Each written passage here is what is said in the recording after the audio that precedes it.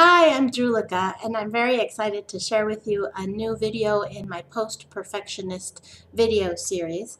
Today I want to answer a question that I got from Wendy over email. Hi, Wendy.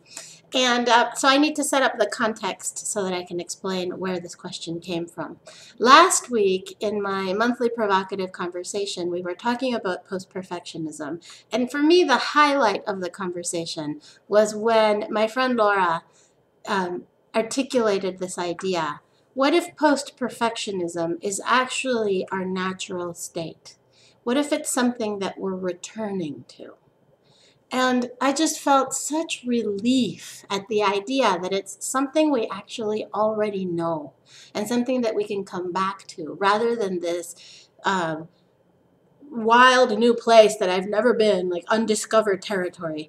So it was really wonderful to think of post-perfectionism as a way of being that is already natural to us and that we can reconnect to.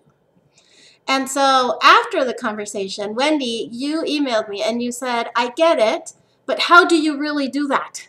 How do you get back to a place of trusting that all is well and being in the moment? And I think that's a really great question, and which is why I'm making this video for you, Wendy, and for everyone else. So here's what I know, and I want to be clear that this is definitely a report from the trenches. I am still very much figuring it out. This isn't something I understand or totally have mastered, but I am very much in the process of recognizing what works, what doesn't work, what makes it easier. And what I know helps me return to a place of trusting all is well and all is well and all manner of things shall be well is two things. One, anything that helps me connect to my body. My body compass, my heart wisdom is already there. Like my body already knows what I need and already knows that everything's okay. There's a place of trust when I am in my body that I can access. And so for me, getting into my body, any kind of movement or yoga, dance, for me, especially Nia dance, is really powerful. I really love Nia. So anything that helps me connect to my body and to slow down and notice. So breathing exercises.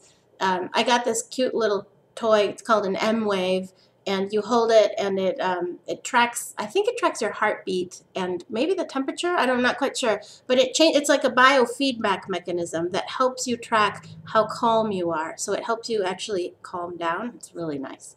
So those kinds of things that help me check in and connect to my body. That for me is answer number one. Answer number two is anything that helps me connect to spirit, to a sense that I'm not in charge. I'm not responsible for the outcome.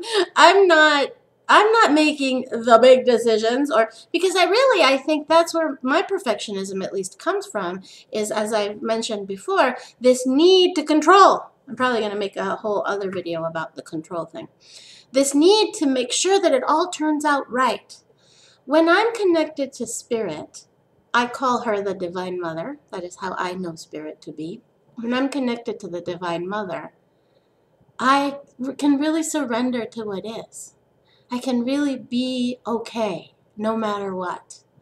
My favorite way of connecting to spirit, to the Divine Mother, is using Mark Silver's Remembrance.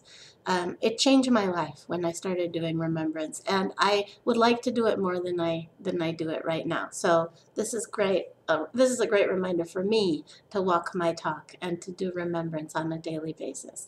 So I will put a link to Mark Silver's Remembrance below this video so that you can connect to him and to the remembrance process directly. He's an amazing teacher. I have learned so much from him. And I find the remembrance a really accessible practice to help me connect to spirit.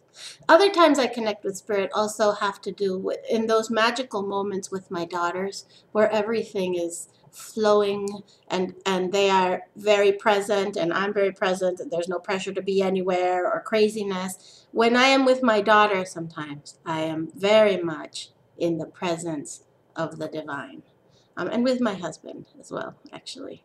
When we have moments of really being present with someone I think that we love deeply, that sensation can also help you remember that you are connected to something bigger. If that is something that you believe, of course. For me, it has been very powerful to engage it from that perspective. So Wendy, I hope that this is an answer that satisfies you or that provokes more questions. I would love to continue to engage with you either in the comments below or via email or the next time we speak. I really appreciate your asking me and being willing to let me talk to you directly through this video. And I also want to say thank you to all of you who responded to my first video on my Post-Perfectionist Manifesto. It is so rewarding and wonderful to feel like I'm actually having a conversation with people and I'm not just sending these videos out into the ether. It's really nice to get the responses. I really appreciate it. So I hope you all have a great day and find an interesting and lovely way of connecting to your wisdom today. Have a good one.